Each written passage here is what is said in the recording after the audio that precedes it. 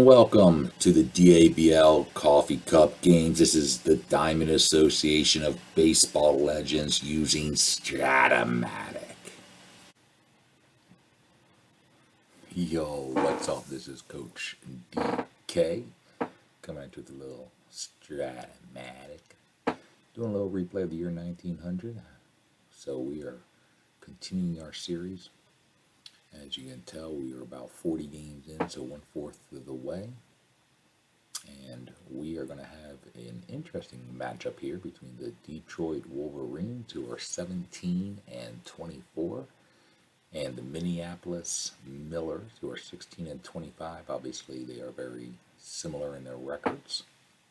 A couple reasons we're doing this game. Number one, we have not done Detroit or Minneapolis yet in the series, so we did think that would be fun to do. And number two, which I think is probably a little bit more interesting, as you can tell at the very, very top up here, Detroit and Minneapolis are actually the Cellar Dwellers. So this is the battle of the Cellar Dwellers. Detroit Wolverines had a winning record in the year 1900, going 71-67. Obviously, they are really struggling right now at 17-24, 9.5 games out. And Minneapolis is doing pretty consistent with what they did in the year 1900.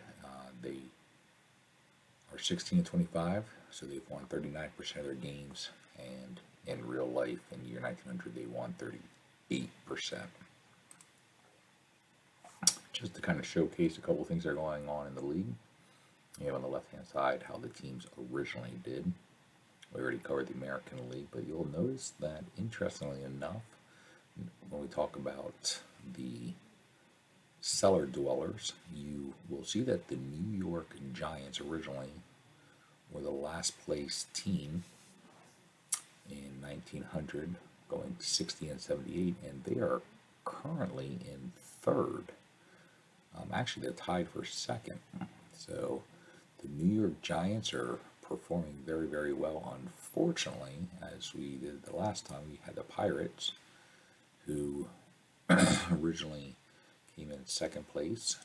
Right now, they are tied for last, 12.5 games out.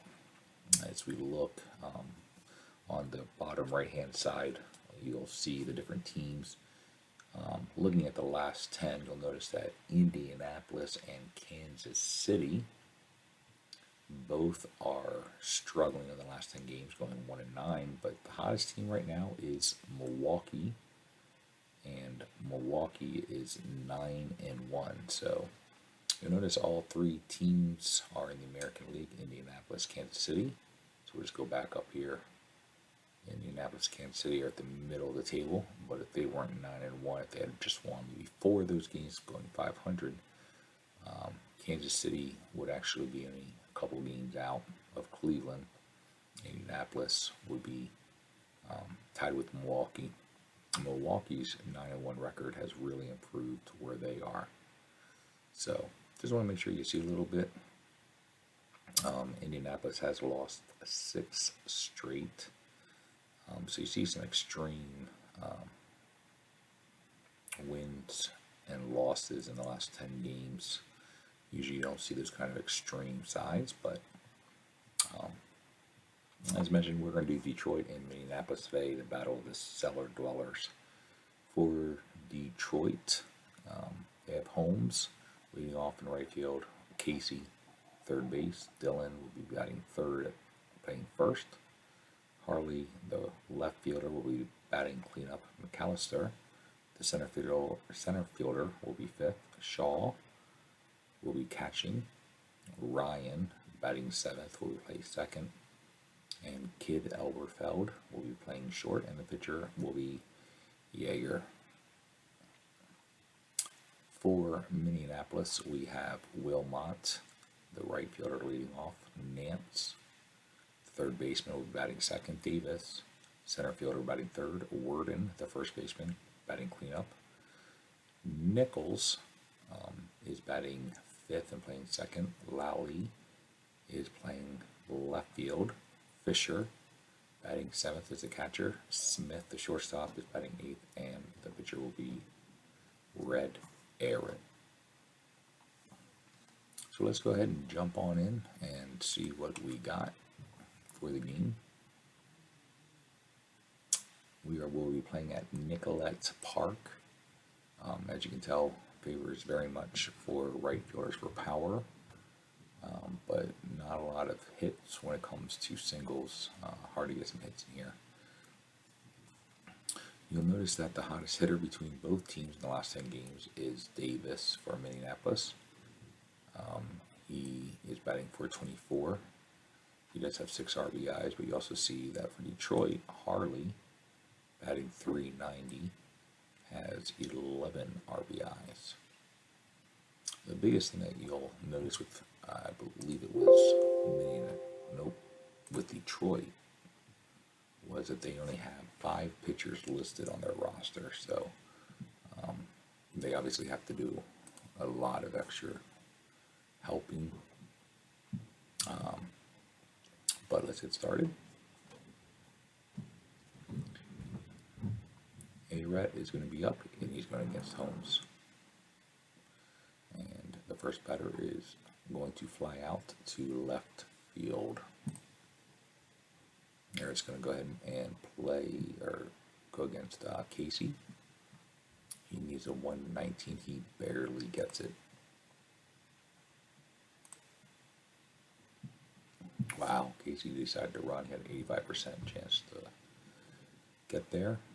We decided to throw anyways, knowing there was a very slim chance, but we got him. So Casey is thrown out trying to steal second. Next up is Dylan. He is going to get out. Yeager has a horrible pickoff, so very easy guy to steal off of. Shaw is a -1, but there should be a lot of opportunities to steal in this game. But Wilmot's going to lead off. He's going to hit a ground ball to the pitcher. He is out. Nance is up next. He's going to line out to short. And Davis, one of the hottest hitters out there right now, is going to get a single.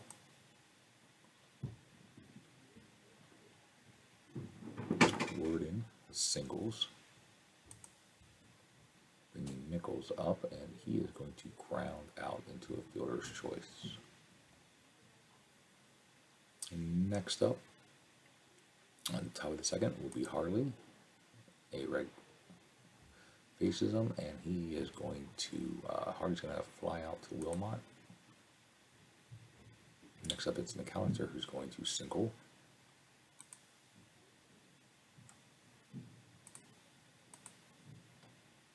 And another pegged. So Fisher is able to keep the runners off of second base. Shaw is going to single. That will be the 3rd hit of the game.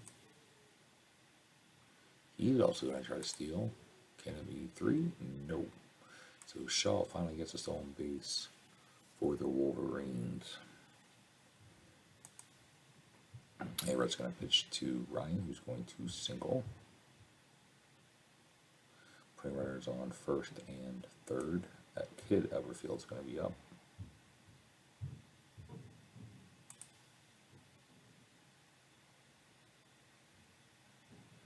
They're going to try a double steal, and it does not work.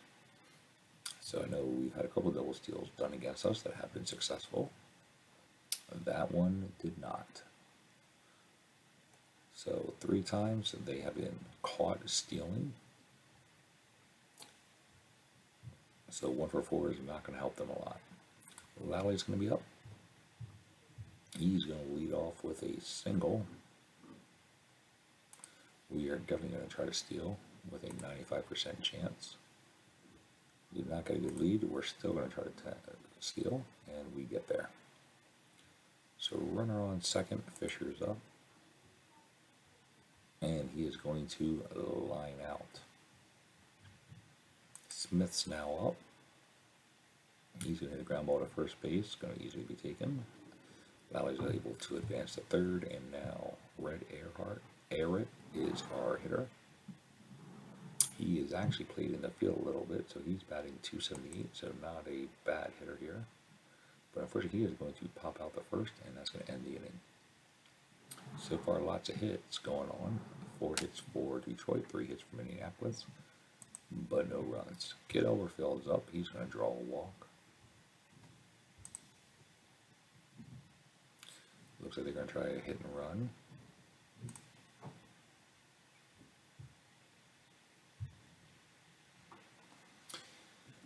And Nichols causes the error, but does keep the runner from advancing. So Yeager, the pitcher, gets on base on the error. Top of the order, Holmes is up. He is going to bunt, advancing the runners, bringing Casey up, who singled the last time. He's going to fly to left field, probably long enough for a sack.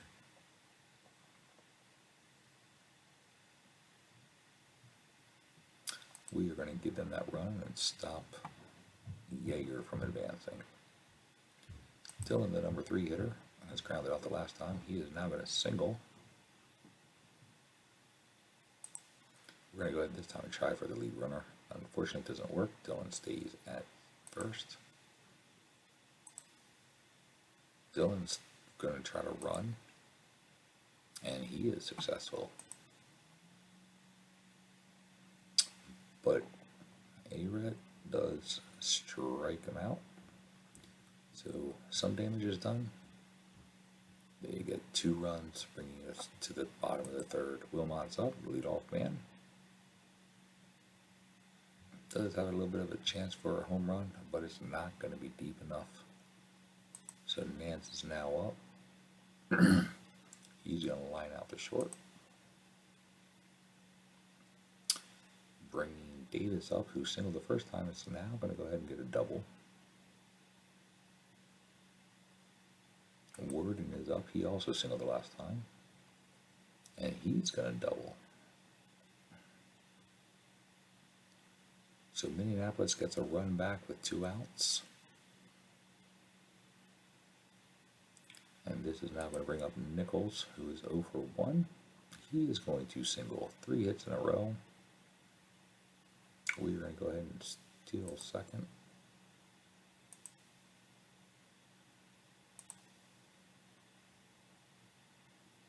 They don't even make the throw down. Lally's up with runners on second and third. He's going to single, knocking in both runs. Actually, Nichols is going to attempt to go home.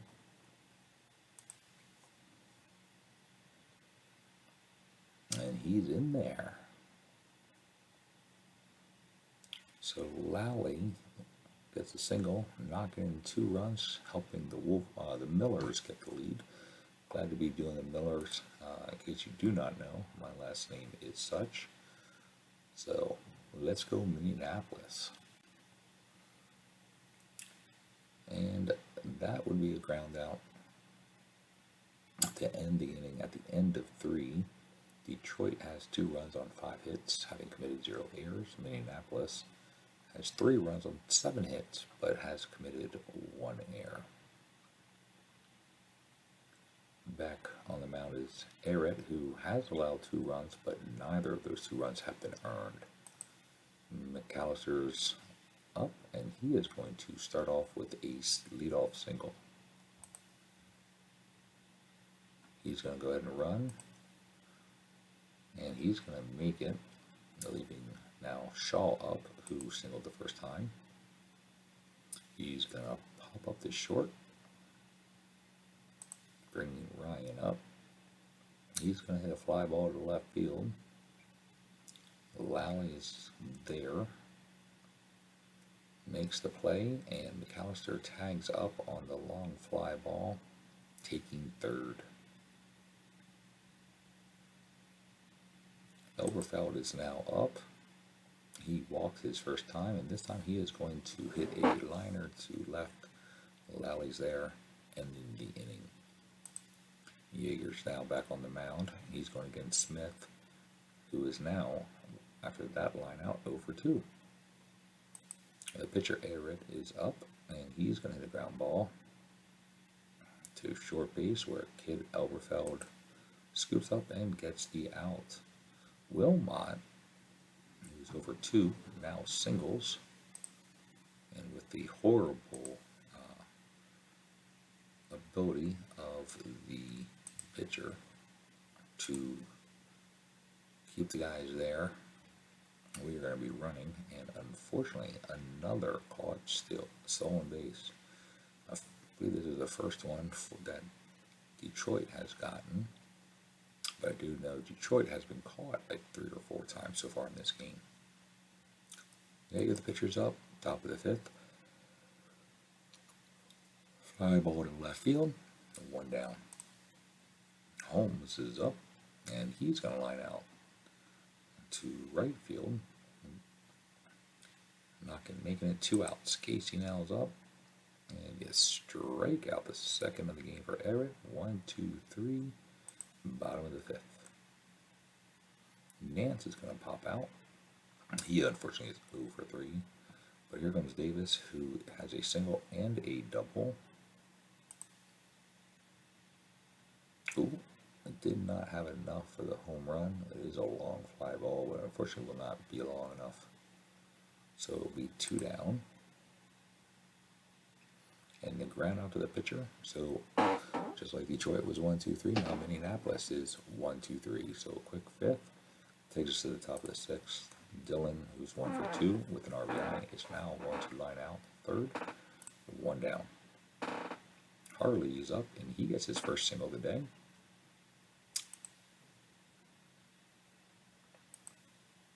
Wasn't sure if they're going to try to steal there.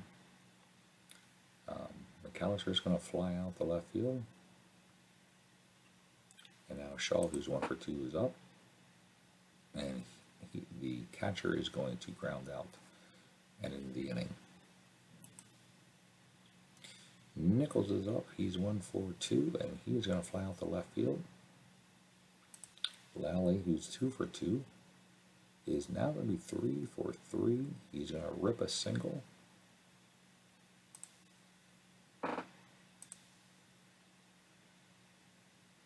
He is still going to try to steal, and he is in there. Fisher's up with Lally standing on second. He's going to draw a walk. Smith, who is 0 for 2, is up. And he is going to hit a liner straight to Harley. That is going to make 2 down, bringing the pitcher, A-Red, up. A-Red's got a chance, and he unfortunately is going to hit a long fly ball in the opposite direction to the right fielder, Holmes. So unfortunately, that's going to take us to the top of the 7th. So after 6, the score remains 3-2. Detroit has 2 runs on 7 hits with 0 errors. Minneapolis has 3 runs on 9 hits with 1 error. And so now let's go ahead. It is time for the player showcase. And the player showcase is the shortstop, Kid Elberfeld, who is playing with Detroit Wolverines. Some of you may not know who Kid Elberfeld is, but he started playing in 1898 for the Phillies, where he played 1 year. He then was sent to Cincinnati Reds, where he played for a year. And then he spent the next 4 years with Detroit. After those 4 years with Detroit, he was then played for the New York Highlanders. He played there from 1903 to 1909. He then went to the Washington Senators for 2 years. And then after taking a few years off, after 1911 playing with the Senators, his last year with the Senators, he then came back and played in 1914 for the Brooklyn Robins.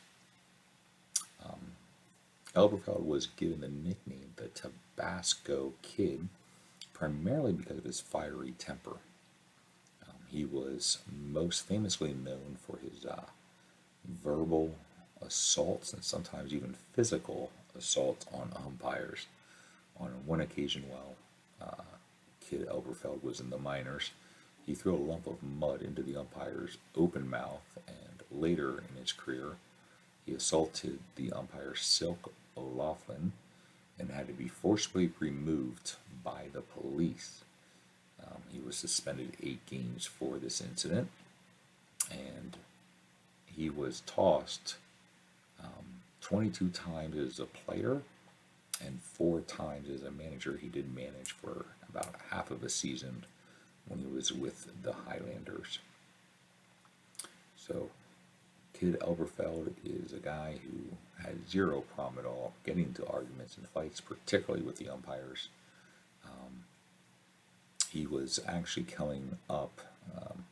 The Phillies were recruiting him or looking to sign him, and they considered him such a great prospect that one of the scouts actually recommended signing Kid Elberfeld over another shortstop prospect, Honus Wagner, who was obviously a future Hall of Famer and one of the best players ever to play the game. Elberfeld did not get a lot of opportunities in Phillies, only played 14 games and then was sent to Detroit. He then, went to Cincinnati. He was actually sent to Detroit and then went to the Reds. So halfway through the season with the Phillies, he went to Detroit. Never played for Detroit. Went to the Reds for a year. Lasted in like 41 games, and then went back to Detroit. But Elberfeld did end up having a very consistent career. He was usually around the 270, 260s in his average. He did have a few really, really strong years, particularly in 1906 when he did break the 300 mark. But his most famous time was with the Highlanders, the New York Highlanders. But one of the things that a lot of people are most remember about him was his temper, particularly when it came to arguing with the referees, or with the umpires. And another thing is that he, in 1907, stole home twice in the same game, and he was the first American leaguer to accomplish that feat. So there you go. There's Kid Elberfeld. A little information for you, and now you know. And you know what G.I. Joe says: knowing is half the battle, and he's a real American hero. So let's head back to the game, and we are now entering the top of the 7th inning. And it will be Everett still on the mound going against Ryan. And Ryan will fly out to left field, making 1 down. Kid Elberfeld, the guy we just highlighted, flies out to right field, bringing up the pitcher Yeager. And George Stallings, the player manager, will send a pitch hitter. George Nicole steps out of the dugout, and he will be there to take a swing. And unfortunately, he does not come through, grounding out, end of the inning. And so now we go to our trivia question. The Orioles have always had great pitchers. Can you name the throwers who have won the coveted Cy Young Award? Well, I would say Jim Palmer would be one for sure, I would imagine. I don't believe Mike Mussina did. I know he started off with the Orioles before going to the Yankees. There's another guy, Scott Erickson, but I don't think he did it. I'm trying to think who the best pitchers were. I do know when the Orioles, I want to say in the 60s, late 60s, maybe the early 70s, had 4 pitchers who all got over 20 wins, Jim Palmer being one of them. I don't know if anybody else on the team, though, of those 4 got the Cy Young. All right, so there you go. Jim Palmer is one of them. Mike Cuellar Mike Flanagan. Okay, that beat it. And Steve Stone. So I do know late 70s, early 80s, the Orioles were also pretty dominant. Palmer obviously is a Hall of Famer. I did not realize he had won it 3 times, but good stuff to know. So I got one of the 4 guys.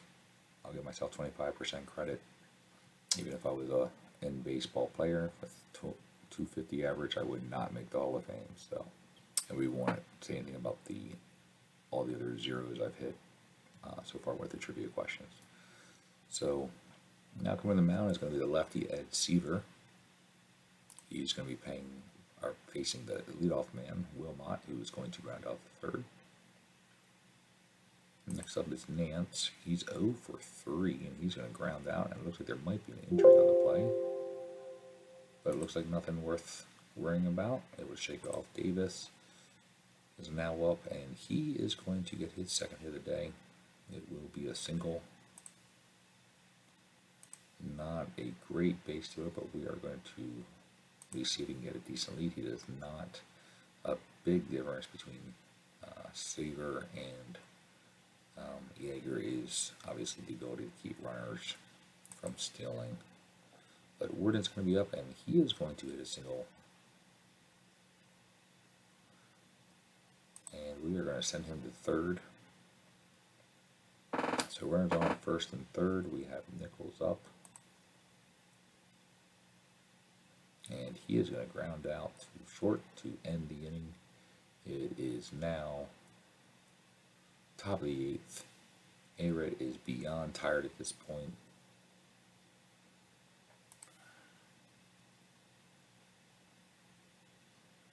We don't have a lot of pitchers to choose from.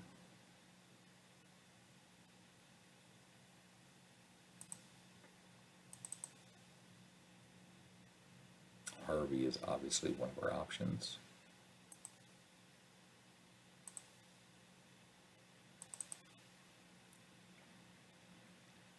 Trying to figure out what the best choice is here.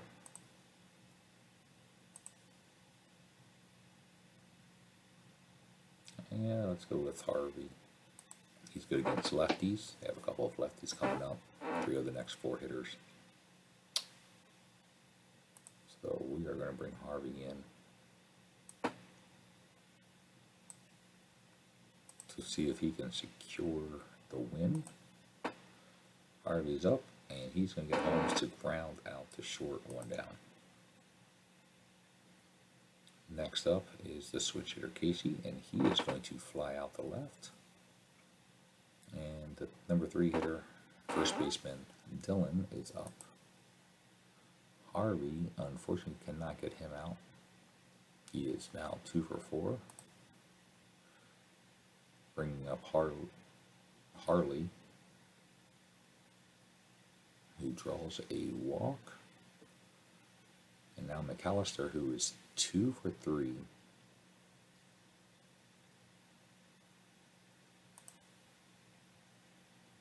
And he's going to hit a ground ball to first. Warden has a chance to make the play in the end of the inning, and he does, getting out of the inning after a hit and a walk. Bottom of the 8th. Lally is up. He's 3 for 3, and finally, Seaver's able to break the hitting streak that he had going on for the game. Fisher's up, he's 0 for 2, and he is going to fly out, so not the most productive night for him. And Smith is 0 for 3, but he's not going to end hitless. He's going to grab a single. Bringing up Harvey.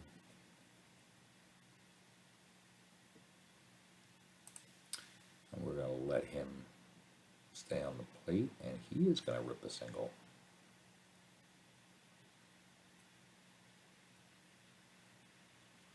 Runners on first and third. Wilmot is up. He is 1 for 4. Has a chance to add some cushion, and unfortunately he is going to ground out to second. Now Harvey's best against lefties. He's facing 3 righties in a row. We'll see how he does. If he finds himself in a little bit of trouble, we might obviously make a quick pitching change here, but he's going to hit the ball to short. And that will be an out. Good play by Smith, who has 1 range, which means he can cover a lot of territory. Brings up Ryan, the number 7 hitter. He's 1 for 3, and he's going to be 1 for 4 grounding out. Kid Elberfeld, our highlighted player, is 0 for 2. He did get a walk where he also scored. He has a chance to keep the game going. And he does, ripping a single, leaving Seaver out the lefty. They're going to bring in a pitch hitter. Stallings calls his own number.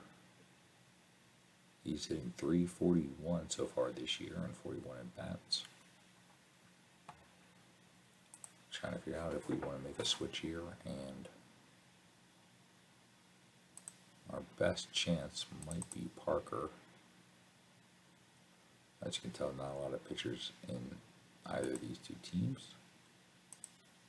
So we're going to give Parker the chance to end the game.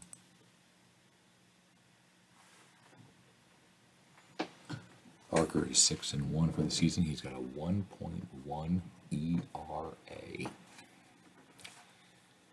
So probably the best choice that we can bring here.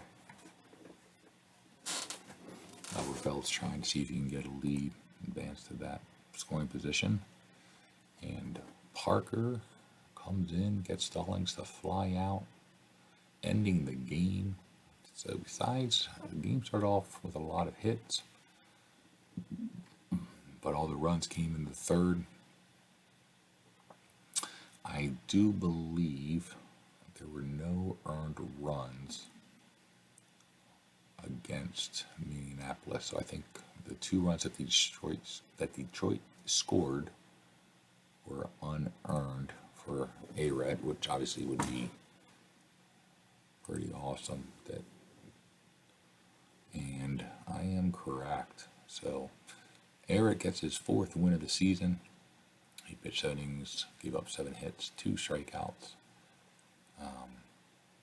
Harvey gets the hold, Parker gets the save, having gone against 1 hitter. But as you can tell, both Harvey and Parker have incredible ERAs. A-Red slowers, Eggers and Seaver. So it seems like the pitching on both of these teams is fine. Obviously, it just seems like the hitting.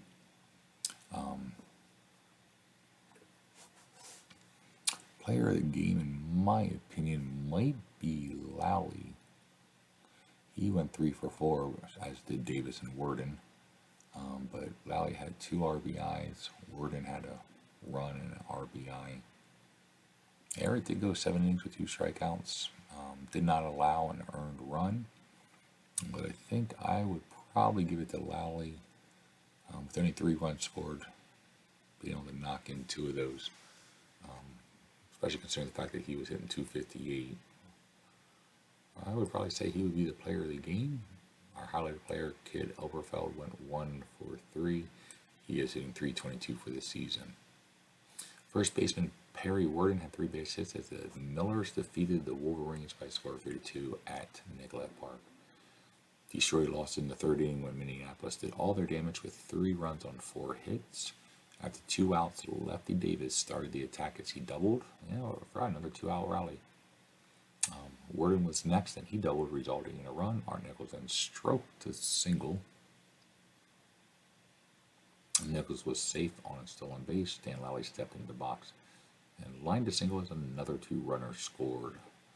Lally took second on the throw. That early scoring held up after the 3rd inning. Neither team was able to score. The winning pitcher was Red A-Ret, 4-4, who allowed 2 runs in 7 innings. A-Red got relief from Doc Parker, who gained credit for his first save. Joe Yeager was the loser. He pitched 6 innings, allowing 9 hits and 1 walk. So overall, good game. Battle of the Cellar Dwellers. That is going to make them tie the Millers and Wolverines. Now both are going to share the bottom spot, as Millers were a game behind. But another fun game. Obviously, I was Minneapolis. Get credit for the win. Woo, woo. I see the Millers, personally, pulling out the win. But until next time, have a good one. Bye.